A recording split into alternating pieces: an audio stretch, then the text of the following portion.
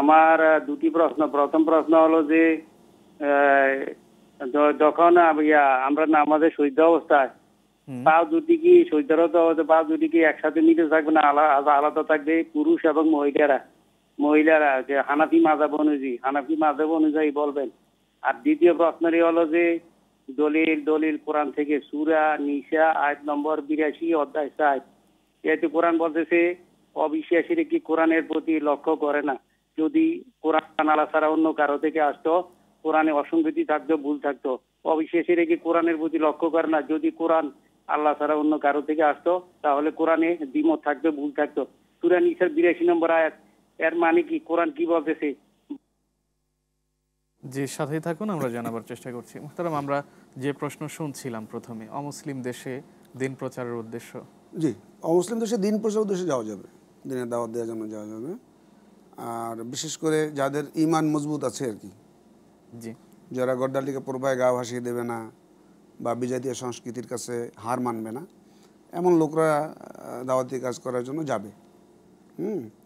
যে দাওয়াতি কাজ করতে যায় যদি নিজে আবার পরিবর্তন হয়ে যাওয়ার ভয় থাকে তাহলে তো যাওয়া যাবে না। আর বাকি নিছক ব্যবসার জন্য বা ওখানে নাগরিকত্ব নেওয়ার জন্য বা শুধু টাকা ইনকামের জন্য, এটা আসলে মতভেদপূর্ণ মাসআলা।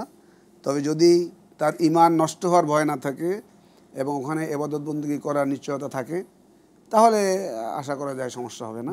কিন্তু ওখানে যদি ইবাদত বন্দেগী করার নিশ্চয়তা না থাকে, নামাজের মানে ইবাদতের ইনভলভমেন্ট না থাকে, তাহলে যাওয়া যাবে না।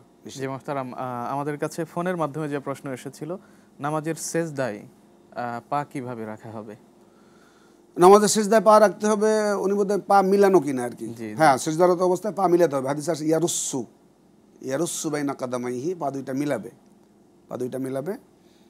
তবে এটা মুস্তাহাব আমল, না মিলালেও যে নামাজ হবে না বিষয়টা এরকম না। আর পা থাকবে, পা দুটাকে এমনভাবে সেট করবে যে যাতে পায়ের আঙ্গুলগুলো কিবলার দিকে থাকবে। জি মুহতারাম, আর ছেলে এবং মেয়ে উভয়ের সেজদা একই রকম হবে নাকি মতভেদ আছে? এটা তো আসলে ছেলে এবং মেয়ের নামাজের কোনো পার্থক্য হাদিস দ্বারা প্রমাণিত না। হাদিস দ্বারা কিছু কিছু বিষয়ে হাদিসে, যেমন ওই যে হাত বাঁধা, বুকের উপরে হাত বাঁধা, নাভির নিচে হাত বাঁধা, নাভির উপরে হাত বাঁধা, বিভিন্ন হাদিস আছে।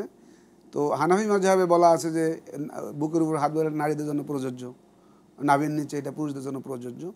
এটা আমাদের ফকিরা ব্যাখ্যা করেছেন, কিন্তু হাদিসে এমন কোনো কথা নাই যে পুরুষের জন্য নামাজ এইভাবে, মহিলার জন্য নামাজ এইভাবে। মানে সুস্পষ্ট কোনো হাদিস দ্বারা নারী এবং পুরুষের নামাজের কোনো ব্যবধান করা হয়নি।